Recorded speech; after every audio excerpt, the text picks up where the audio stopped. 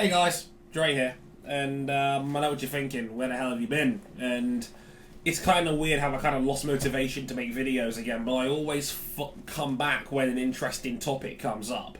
Something that I can really stick my teeth into. And I asked you guys on social media, what sort of videos would you like to see from me on this channel? And the two things that propped up were Dre Briefs and video blogs. You see, you guys always seem to like those two formats. Dre Briefs when things are a little bit tight and needs a more concise opinion, and Dre Vlogs when I can ramble a little bit more and break down elements of certain things. And I like to think I've got a unique perspective on certain elements of this, and this is one of those classic examples. I apologise as well, the lighting's a bit funny in here. I don't know why. It's a bit of a cloudy day outside. I do film next to a window. It's right there. It's not ideal. I've turned my bedroom light on. It's not exactly helped. But as like the left side of my face is a little bit like dark. I'm a bit like Harvey Dent in The Dark Knight. But I will try and get around that basically. So I know what you're thinking. Like, what caught my eye that I thought was interesting, and in this case, it was the continuing like mental battle between Lewis Hamilton and Nico Rosberg. Now, I think Hamilton v Rosberg was like the most underrated major driver rivalry of the last 30 years. I don't think we talk enough about how interesting Hamilton versus Rosberg was. Their cultures, their backgrounds, the fact they were best friends, many key flashpoints in their history, like Rosberg and the Monaco qualifying incident, the incident at Belgium where they hit each other, the incident in Spain where they hit each other, Hamilton winning the title when Rosberg's car failed in 2014, Rosberg winning it in 2016 after Hamilton's engine failed. There's a lot of spice to that rivalry, and you know, you could easily make a 2-hour movie about it, basically as a fly-on-the-wall documentary about just how wild that rivalry was for the 3 years they were prolific title contenders, culminated in 2016 when Nico Rosberg won the world title and then retired almost immediately afterwards. And it's interesting because Nico Rosberg did a video blog on his channel. I think he streamed it, and then obviously the archive replay was kept on his YouTube channel. And it was after this past weekend's Hungarian Grand Prix.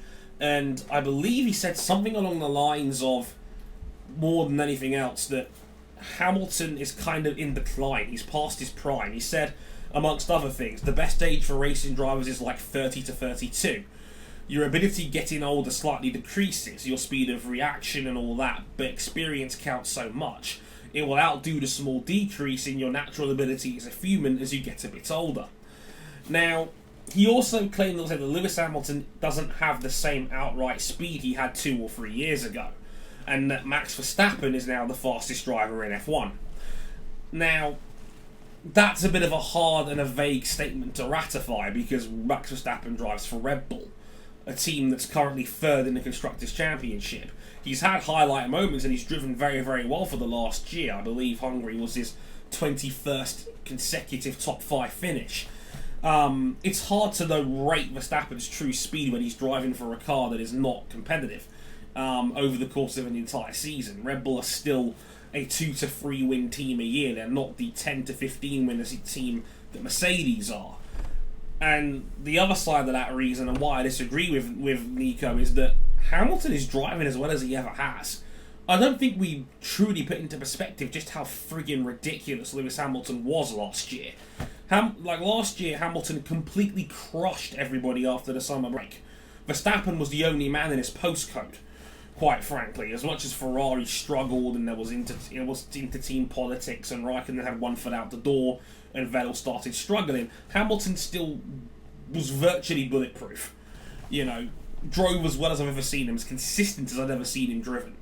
And for him to say that Hamilton's actually in decline, I disagree with that notion entirely. Yeah, his qualifying's not been quite as good as it used to be, but Valtteri Bottas is a very good driver in his own right, and he is going to upset the apple cart every once in a while. He always has since he's been at Mercedes.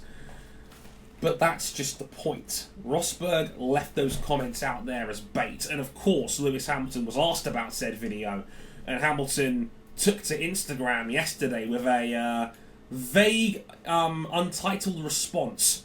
Now, you be the judge on this one, but I think he directed this at Nico Rosberg, and I quote, and forgive me, I'm reading this off my computer screen here, and I quote, "There will always be people who, in order to try and keep their fading careers alive, try to tarnish the name of others who are successful. Those people are truly sad and lost. You can feel pity for them, but don't let it even bother you. I, for one, chose not to care, just wanted you to know you should always surround yourself with people who inspire you and lift you up.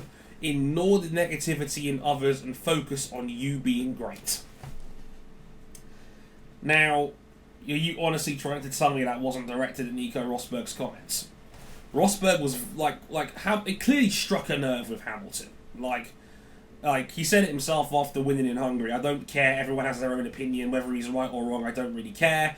All you have to do is look over my tally of results over the years and they kind of speak for themselves. So naturally there will be people who have not had the success that I've had and might want to talk it down, but that's okay." Now, like I said, I ultimately agree with Hamilton. I don't think he's in any sort of decline at all, and if he was, he drives for such a good team you're hardly going to notice it. However, what also needs to be said is that Rosberg has clearly transitioned as a YouTube star and personality since his retirement. When Rosberg first quit F1 and opened up his YouTube channel and started vlogging, it was much more vlog heavy, a bit of petrol headism rolled in with, the odd giveaway. He's big on his social media, but he was more of a petrol head car guy, vlogger guy, going around the world, driving fast cars, driving fancy Mercedes, and, big on the electric cars as well, and Formula E's impact. As time has gone on and has transitioned into the last 5 or 6 months, if anyone subscribed to him, you'll notice he's become a lot more opinionated about the current state of F1. And if you look at his YouTube channel now, you could see it's just the right level of clickbaity to get big time views and to get people talking.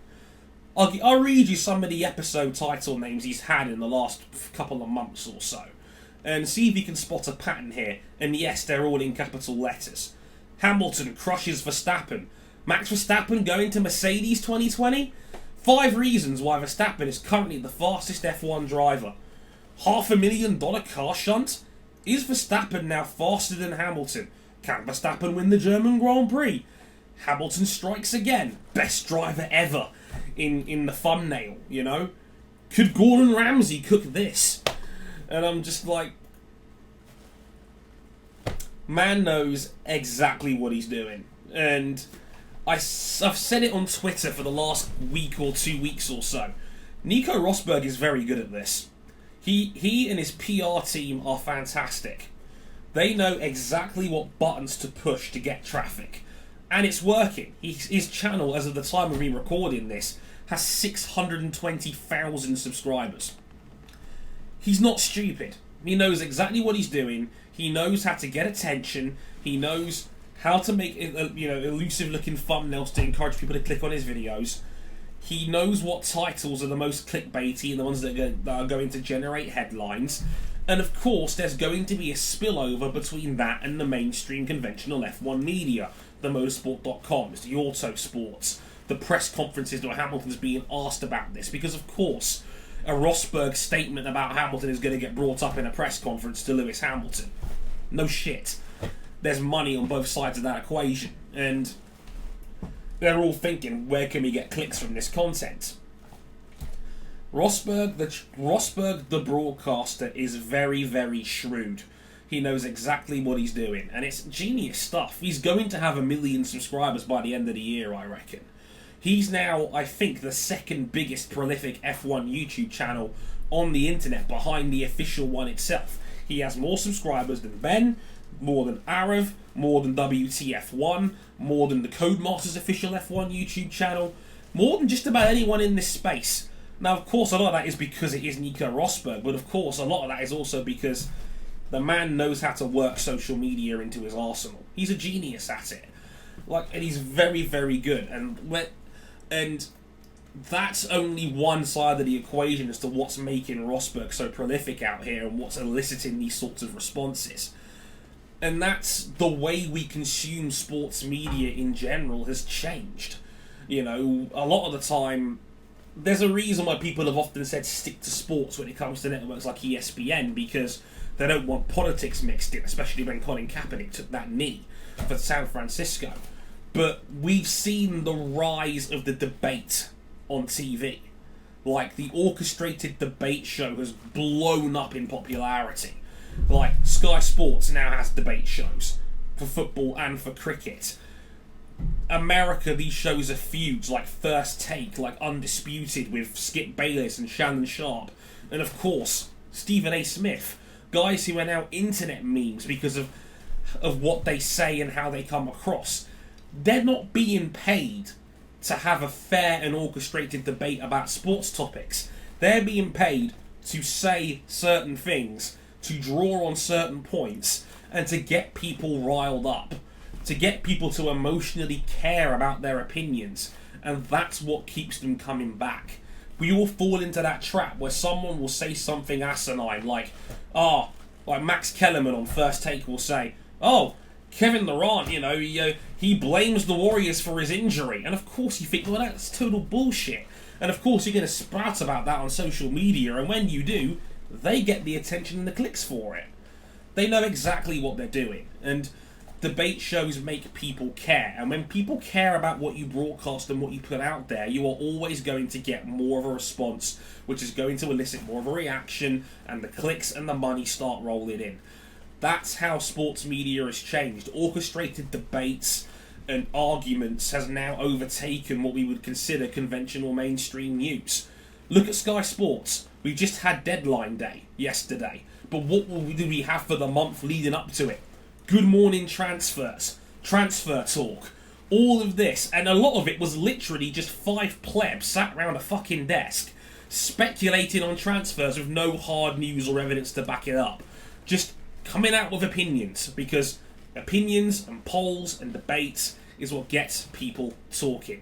And that is what Nico Rosberg is doing right now with his YouTube channel and his social media game in general. Sprinkle in a high-class podcast with good names like Stefano Domenicali, Claire Williams, Matthew Said,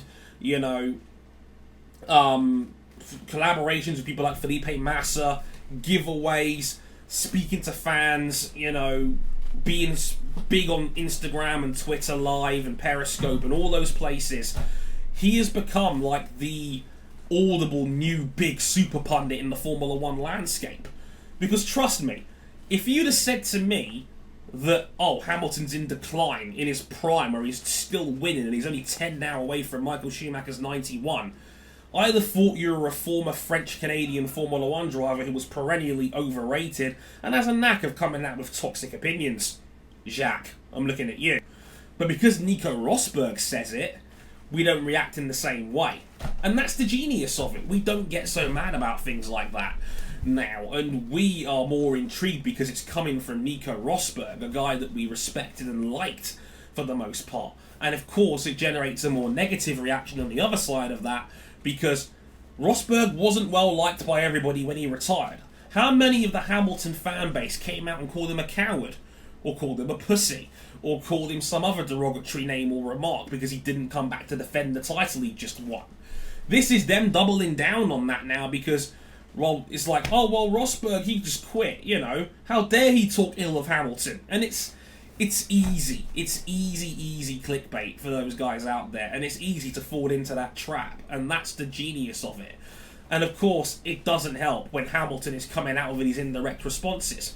Hamilton, it's obvious. Rosberg still lives rent-free in the man's head.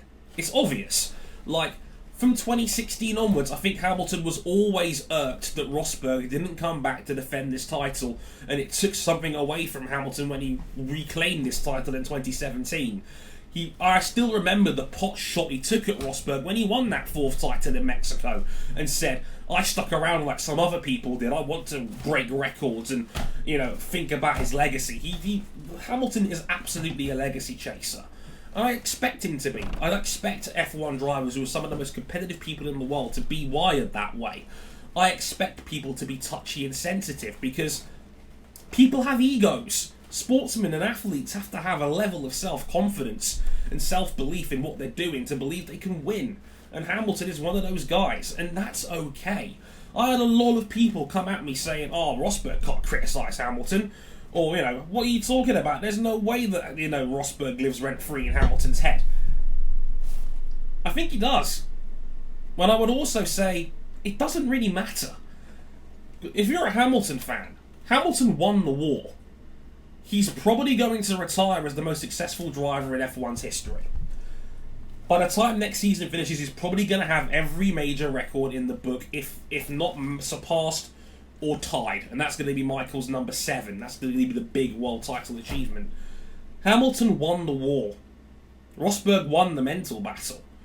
And Rosberg's going to be still swimming in money till the cows come home. And he's now got to have a legitimate second career off of YouTube because of some of the money he makes. Because it's clear what he's doing is working. We as Formula One are an emotive audience. We care a lot about opinions and debates and what we think of the drivers. We care more about the drivers than the cars. I've been preaching this for years and years and years. I love the engineering, I love the metal. We care most about the fleshy bits because we can relate to that as fans and as audience and as drivers. We like seeing the weaknesses and the flaws in the people we support and root for. It makes us more human. And that's the genius of what Rosberg is doing. He's tapping into that emotive side of ourselves as fans and as pundits. Like, how many cults does F1 have now? How many people fat themselves silly over Daniel Ricciardo, or love Lewis, or love Sebastian, or love Charles Leclerc for how wholesome he is? That is what's being tapped into, that territorial nature of sports fandom. Sports fandom is based off hate, not appreciation. So of course when someone's critical of another driver, we're going to speak out about it, because that's what we do. It's more interesting than saying, everybody's great, kumbaya, let's hold hands, And if you're Hamilton, I say there's no need to be so sensitive about it. Like, it's okay that Rosberg riles you up. If Rosberg had beaten me for a world title and then quit, I'd be pissed off too. You want to beat your teammate, you want to beat the rival, you want to beat the guy that's gone out of his way to wind you up. Why wouldn't you? That's okay. I don't see why that needs to be defended so hard. I really don't, personally. And don't get me wrong, it's not just Nico that falls into this trap. We as humans fall into that trap, and the media perpetuates it. How many times has Sky F1 or the media tried to spin up a pot that wasn't there? We're now bored of Sebastian Vettel. We've moved on to Max Verstappen. He's the new big rival. He's the new big name that we want to see fight with Hamilton more often, because Hungary was our first real taste of that as a race weekend. And Sky doesn't need much to latch onto a narrative. The Vettel one is done. That one's old news. It's now Max Verstappen. And the media perpetuates this. Look how bad it was in 2016 when Vettel and Hamilton hit each other in Baku. 1 round later in Austria, Sky was trying to run with the narrative that they didn't shake hands after qualifying when they actually did. And they were like, oh, Hamilton and Vettel's now going to hate each other. When in actuality, Vettel had called Hamilton up in the week in between, personally apologised, and they were both okay with it. But of course, blood feud! Because that's what generates headlines and clicks. And it's up to us not to fall into that trap. But I do find the human nature of Hamilton, Rosberg, and their continued mental fight and the pot shots fired at each other is very interesting, especially in the landscape we have now as media and as fans. And that's why I wanted to make this video, and that's why I wanted to hear what you guys have to say on the matter as well. Let me know what you guys think. Is there something to Rosberg winding Hamilton up? Should Hamilton be taking it to heart so much? Is it okay to be sensitive over legacy protecting and whatnot? And do we blame the media for this, or is it us as fans? Are we part of the problem here? I'd love to hear you guys' perspective as always. I'm Dre. Thank you very much for watching. Hopefully there'll be more soon. Please, please, please check out the podcast Motorsport 101 on motorsport101.com, and where all good podcasts are available, including Spotify.